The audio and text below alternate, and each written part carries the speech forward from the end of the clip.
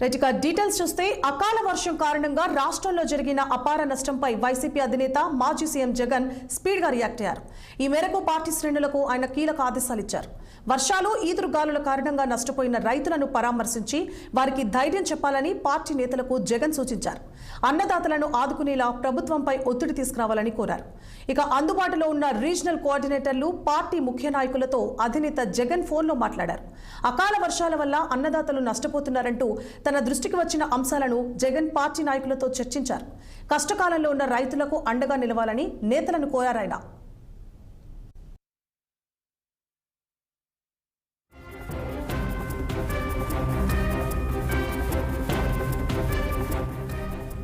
వర్షాలు కురుస్తాయన్న సమాచారం ముందస్తుగానే ఉన్నప్పటికీ కళ్ళాలు పొలాల్లో రైతులు వద్దనుకున్న ధాన్యాన్ని సురక్షిత ప్రాంతాలకు తరలించడంలో తీవ్ర నిర్లక్ష్యం చూపారని, యంత్రాంగం మొత్తం నిస్తేజంలో ఉందని జగన్ తీవ్ర స్థాయిలో మండిపడ్డారు.